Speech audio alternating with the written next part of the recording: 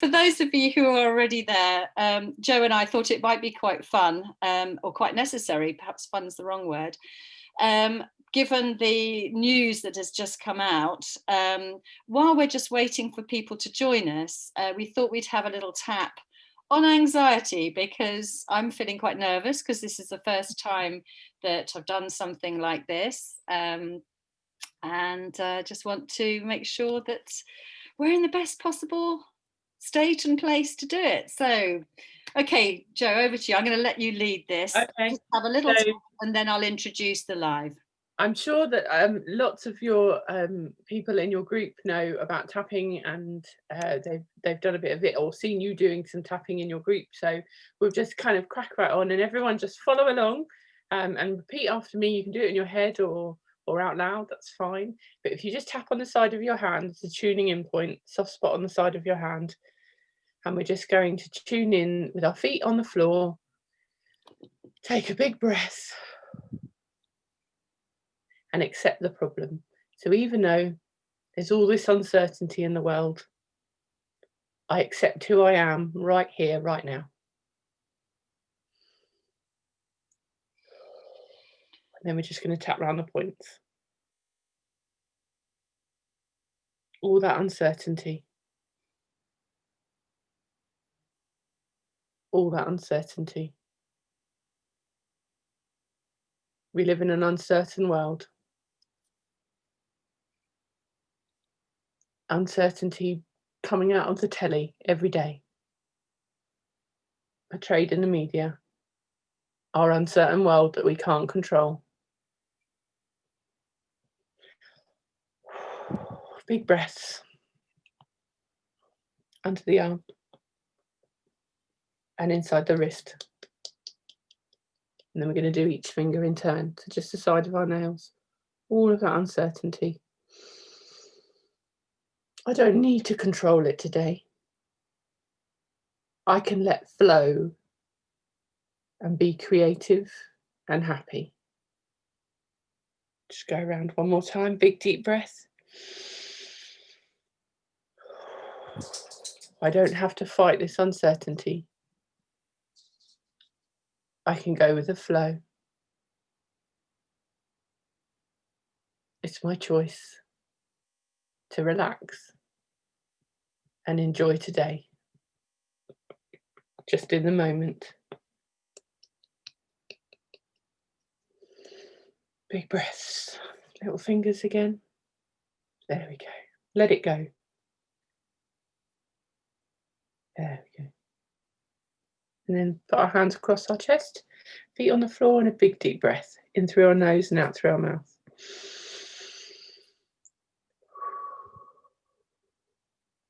Two more times.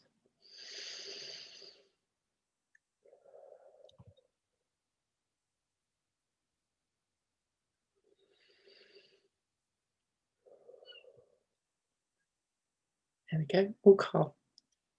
Thank you, Judy. Thank you.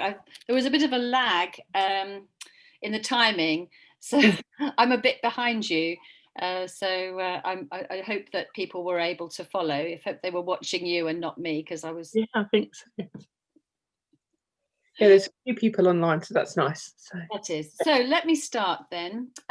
So this is day one of the launch of my new book, which is Understanding Children and Teens. Amazing.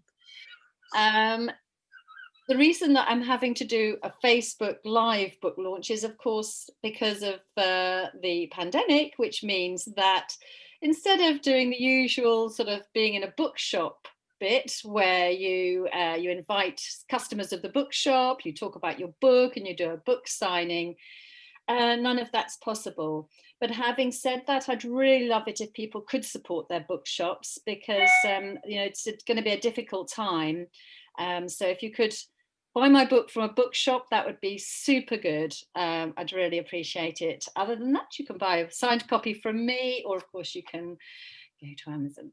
So the reason that I've started with Tappy Jo is partly because there's a chapter in my book on EFT, but EFT is a doing thing.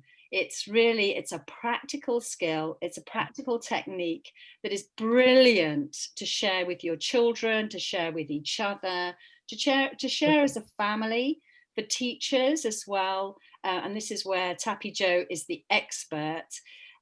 So I'd love you to experience how she does it. And the reason I've chosen tapping for today is because it's Halloween. And my daughter's partner's little children are with us, and they're getting very excited for Halloween. In fact, they're going off to Sainsbury's to buy stuff for Halloween. They're going to get dressed up. And clients I've had this week have been talking about it.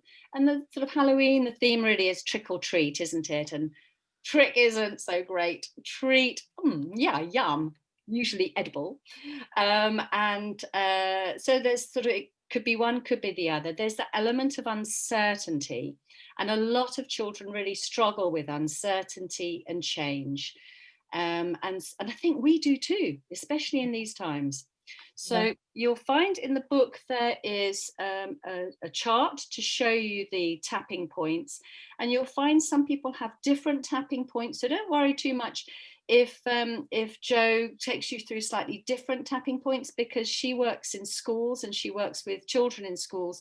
So she may adapt what she does to suit the different children, the classes, the ages.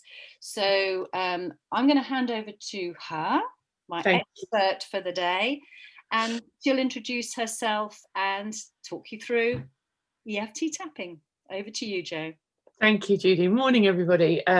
It's really exciting to have been asked to be the first speaker on Judy's book launch. It's just, she so understands child development and what children need to thrive, and it's just wonderful that she's condensed all of that down into a book. And it's just, you need to go out and read it and empower yourselves as parents and educators, whether that's nursery right through to university lecturers. It's not exclusive of any age range. So I'm Tappy Jo, so Jo Picken, but Tappy Jo, as the kids started to call me in my last school that I worked at. I literally love what I do.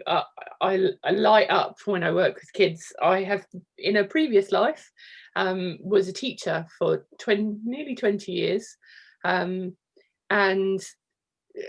always kind of struggled with the concept that we couldn't teach the whole child, that it was teaching the topics and not looking after the whole well-being of a child, just because teachers don't have the time and the facilities and the backup of the school, maybe, or policy changes. So when I had my own mental health wobble, I discovered EFT, and I talk about that a lot on kind of in my social media. I realised that this needed to be shared in schools and with children and empower kids to feel better, because trauma can be tiny to a child, but huge if an adult thinks, oh, that child can't go and do perhaps drama on the stage, and it can be something so tiny that's been kind of made huge in their world. So to be able for them to take control of it is really important, that it's not something that's done to them. EFT, you can take it as a skill and empower that child to feel better and control their own emotions, which ultimately, as an educator, ticks all my boxes of children accessing the classroom and being happy and empowered and thriving. So I learned EFT, and I started to take it into private practice with young people. And then I was asked to go and work in a school, which was just life-changing for me and for the children and the staff in that school. Excuse me. So I've worked with children as young as 6 up to 19. So this can be applied to adults as much as it can be for children. Simplify the tapping for younger children, but essentially the tapping points are just the same no matter what you would do, whether you were working with a young child, excuse me, or if you were working with a teenager. The only thing that I like to do with young people is tend to tap in positive words. So it kind of flips the whole idea of EFT on, or how we've trained, on its head. And Julia will agree, we're trained to focus on the negative. And actually, if you empower children with positive words and you tap in positive words, they can kind of release some of that negativity just through feeling better about positive stuff that they want in their life.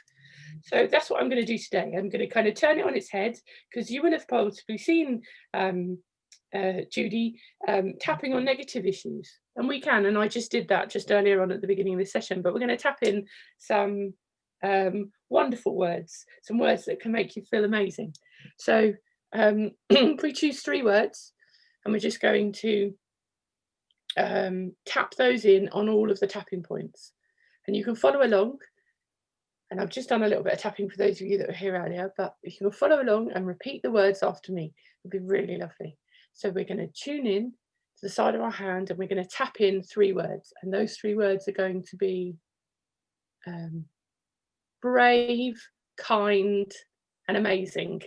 So everyone would like to be a little bit more brave. Everyone likes being a kind person, and my thing is about being amazing. I always want everyone to feel amazing. So brave, kind, and amazing. So we're going to tap on the side of our hand, on the soft spot on the side of our hand.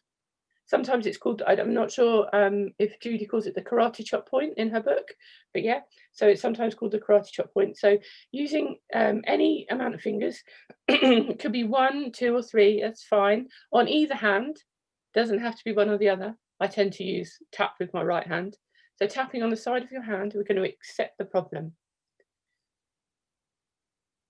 Big deep breath. So even though, and you would repeat after me, even though there's all this uncertainty in the world, it's Halloween, and it's a different Halloween, but I choose to accept who I am right now. So even though Halloween sometimes makes me scared, I choose to accept who I am right now.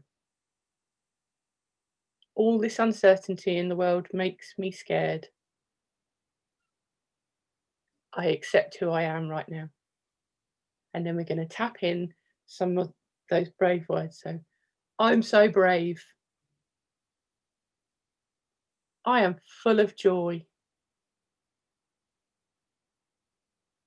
I am full of kindness. I am full of amazing. I added a word in, but I must have needed to say joy. I am full of amazingness. I am amazing. I am brave. I am kind. I am amazing. And by tapping in these words, I am brave, I am kind, finger points, I am amazing. I am Jo, say your own name. I am brave, I am kind, I am amazing. Just going to take a breath. Now that's the basic principle of how EFT tapping in positive words works. But you might be sitting there thinking, what is this all about? And how does it actually work? So EFT is based on the idea of ancient Chinese acupressure. So it's a bit like acupuncture without the needles. So it's pressure on certain meridian points around the body. Those meridian points, I always tell adults, it's a little bit like a motorway in your body, lots and lots of motorways. And at those junction points, when we're driving on the motorway, the M25, you always get caught up at certain junction points, don't you? Always. And at those junction points, you can get quite a negative reaction. So if you think that the meridians are like motorways, and at the crossing points is where we tap on the tapping protocol, that means it will clear that backed up motorway and it allow good flow of energy around our body. Now, if you're a child, I love to explain, it's a bit like Star Wars. If anyone's watched Star Wars and the Jedis have the Force, it's a little bit like the Force flowing around your body. You control your own force. And by tapping on your body, the force can flow really well and you can do amazing things. It's a bit like being a Jedi Knight. And who doesn't want to be a Jedi, eh? everyone wants to be a Jedi, don't they? So the idea is that you clear all of those backed up bits of negativity at those cross points in your body to allow good flow of energy, and that allows you not to be triggered by certain events, or have maybe anxiety or depression, or reactions to stress. And that's the same in children as it is in adults. I've worked with hundreds of children and had an amazing effect on young people. As Judy knows, it is so empowering, and wonderful to watch when a child can come back and say, oh, I didn't have a problem with that, because they now no longer realise that there was a problem with the issue in the first place. And it's just wonderful. It really is. But is there anything more you would like me to say, Judy? Would you like me to do a little bit more tapping? Yes, I think that would be nice. Also, maybe talk about how you do it in the classroom, how you do it with children. Okay. So when I've been working in school, so private practice is slightly different. So you would have children come to you in your home or your clinic, in a space that you have designated to tapping with children. But in a school, it's really different. And I was really lucky to be employed as an EFT practitioner in a school environment. I had my own room, and I used to go and collect the children in individually or in small groups, depending on the need. Sometimes in small groups, if their need was similar, we used to tap on certain issues. So perhaps a group of young people might be having issues with social groups and friendship dynamics, and I would have a little group of maybe 4, sometimes 5, a little group of children together that were having the same problem. They didn't necessarily have to be in the same class, but they were having the same problem within school. And we would have a little tap on the problem, and then we would do some positive tapping as well. But all the time encouraging the children to talk about their emotions and use words to describe how they were feeling about those things, because if they can get it out, it's not getting stuck in their bodies. On a one-to-one session, if there was a presenting trauma or a bigger issue that needed several one-to-one sessions, then we would do a more traditional, especially with the older children, a more traditional EFT session, dealing with the problem, finishing with the positive tapping, so they went off feeling really like super excited about their day. With some of the younger ones, with the one-to-one sessions, because I've worked a lot with children with ASD, autism, a lot of their problems stem from their lack of social understanding and their lack of awareness of facial expressions. So I used to do a lot of work on how they can use skills to understand their world and tap on the problems as they came up. So it's a really different scenario working with children with SEN issues and working with children without SEN issues. They have lots of the time the same problems. For example, it could be my mum gives me peas every night for tea and I hate peas. But it could also be situations such as caged children. So not caged as in like in a dog crate, but shut away children that perhaps have been put into a room at school because they can't be dealt with and don't get to see their peer groups. So I've dealt with children that have got what adults would class as quite big trauma, right through to I don't like that science teacher, or I don't like maths, or I can't do. I get very nervous when I have to do exams. So there's all of those normal kind of triggers that children have in their school life, and we can think as adults, we can think back to times when we were triggered and the teacher you used to hate, or the class you just despised because you just couldn't understand.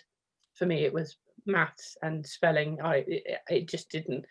I'm dyslexic and have ADHD, so I kind of really empathise with the kids with special needs. But it could be something really simple that they just don't want to be in school because they want to be at home with their mum and they have separation anxiety. All of those things can be dealt with tapping. dealing with the issue, but also tapping in those positive words too, because they are vital to my practice. I wouldn't be without the positive words. I have them all. I don't have them out at the moment, but I have them all laminated so a child can take the ones they choose home, because not all children can think of the words, and that's something that's kind of over the years of doing this. I don't know whether Judy's found this too, that children find it hard to, well, how are you feeling? Well, I don't know. And you might just get a grunt. They can't always, but if you have positive and negative words laid out or up on the board, or they can start to identify how they're feeling. And that's really important for children to be able to verbalize, because lots of the time we do just think kids' poor behavior or bad behavior is exactly that. And actually, it's a mask to cover up other feelings they just don't know how to express. Whereas tapping can kind of get right through that, and kind of get past that filter and get through to the issues that children have. And they could be something very simple, or it could be something very complicated. I had my first client was a young lady who hadn't been, she doesn't mind me talking because I have permission to speak about her. She's absolutely wonderful. And she had been we call a school refuser. So she had refused to go to school since about 6 years old, and she was 12. So it had been a really long time. And in the middle of August this year, she just passed another load of GCSEs early, because we did some tapping. We released a load of stuff within the family because mum joined in too, and it was stuff that was in the family unit. Released a load of that, and she's now doing amazingly, and I'm incredibly proud, and we're still in touch, and I get to find out all of what this young lady's doing, and I can't wait for her to go off to university and be amazing. But she was refusing to go to school. Like, they had battles every day, and it was to do with just after birth and the relationship built with family around that period of time, from birth to 18 months. So the impact can be huge from something you don't even necessarily realise as an adult, and the impact it has on a child can be lifelong if it's not dealt with. Judy's nodding away, so I think you've had those. That's because we discussed whether we were going to mention that. We thought, no, that could be a bit. It was not necessarily the birth, but it was kind of coming home, and that part of there. It wasn't necessarily something that the young lady remembered, but yeah, the whole family dynamic. And it isn't just family dynamic. It can be those kind of classic being bullied, not fitting in, being different, those kind of things. It can be all kinds of stuff. Not liking school dinners and having to have them. It can be lots and lots of things. And I think that sort of leads me on really to saying that it's difficult with the overlap. I don't know. Oh, that's okay.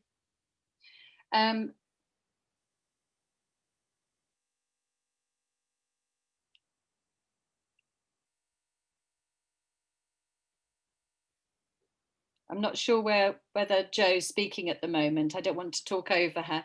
That sort of brings me on, though, to saying that you can tap on anything. And some of the clients I've got at the moment, I've got children who are really struggling with sleep, who are sort of going to sleep and then waking up and not getting back to sleep, or not able to go to sleep till about 10 or 11 o'clock, getting very tired.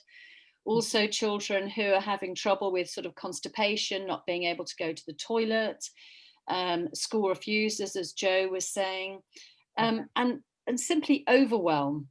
You know, like you just don't know what it is. So this is the things, so sometimes mums say, well, what can we tap on? You can tap on anything, even though I don't know, so if I just sort of show you here, even though I don't know what I'm feeling, even though I have all these bad feelings, even though I'm confused, I don't understand, I don't know what to do. I just feel, and it's unlikely that a child would use overwhelm, but it's just like, it's everything, even though it's just everything, and I just don't know. So when you're doing some tapping with your child, or whether you're doing a tapping with a teacher, if a teacher is doing tapping in school, it's just whatever comes up, whatever crazy word. It might just be, even though I'm feeling wobbly, even though I feel sick in my stomach, So just tap on what comes up. The other thing I wanted to mention was little children. When I'm working with children, preschool children, I ask them to bring in their teddy bear or their cuddly, whatever they take to bed. I wish I'd brought my teddy today, actually. I have mine. But you've got yours there. Maybe you could show. Yeah. Yeah, great. Thank you, Jo. Could you just show us how we do it with a teddy bear? Because I think that might be really useful if people have got younger children. So you would just tap on the same points as you would do on yourself. You just literally tap on the same points. Oh, put him down too low. Just tap on the same points, and a child. I find that when I've taken my bear, when I used to be able to take my bears into schools and work with children, that they had their special bear, their one that they like to tap with, and so and by doing this, they are clearing their own energy, but it's a case of doing it slightly outside of themselves. They don't have to have that feeling, because sometimes it is a bit of an odd feeling for children, especially little ones. And all we're doing is making the bear feel better. And so for little children, it kind of is easier to cope with. Hard to do it back way around. It's easier to cope with because it is just a natural thing. And then you can encourage them to have a bear at home or tap on their teddy. And by proxy, they would learn, or they would have their energy flowed. But this is my one. He's super cuddly. Big tech, this one. So mums can say to a small child, what's bear afraid of? Is bear afraid? And it might then children can say bear's afraid of the dark, bear's afraid of being alone, bear, Because it is detached from them, they're able to express it easier. Lots of children find that easier. Some don't. Some will look at you like you are bonkers. But the smaller children, they tend to, and some of the children I've worked with, some of the older ones with ASD, find it really calming, and because they've got something soft to play with. Some sensory children wouldn't like the soft, they wouldn't like the fabric. But if you can find one that works. I also find working with a worry monster, where children can put their worry in the worry monster's mouth and the worry monster eats it. You just have to remember as an adult to remove the worry. And if you haven't, think on your feet. And a really good answer, that's a very good tip. It's quite a big worry. Perhaps the worry monster's finding it hard to digest this one. So just have to wait a couple more days, but remember to remove it. So it is quite good to keep a track as well, because they've written it down.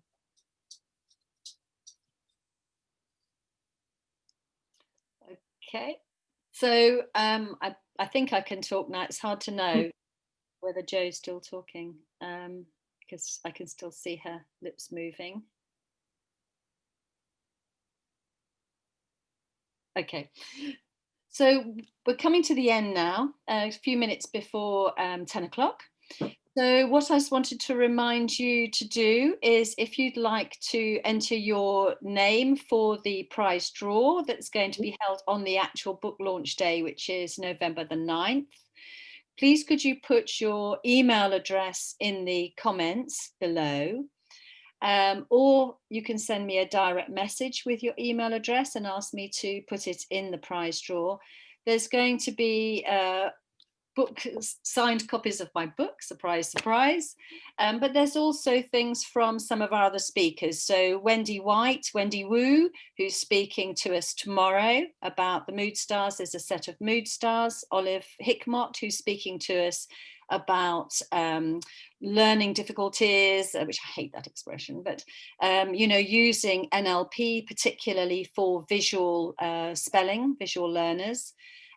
She's offered us some of her books, and also Alitsa Velikova, who runs the Art Therapy Institute in Bulgaria, and I use quite a lot of her materials. I got a set of her art therapy cards. So there's quite a few, and also some other resources that I use. So there's a lot of prizes. So please put your email address below. And Jo, if you would put your link to your Facebook group and your details as well, so people can find you, that would be absolutely brilliant. Yeah, feel free. Yeah, if you search Tappy Jo, I come up on lots of things. So if anyone wants to say hi, that would be really lovely. I'm happy to help and advise. Just let me know that you're from Judy's group, and I'll help you out with any questions that you have specifically to EFT and young people. Great. So thank you ever so much, Jo, and we'll say goodbye now. Thank you very much. Be amazing, everybody. And bye.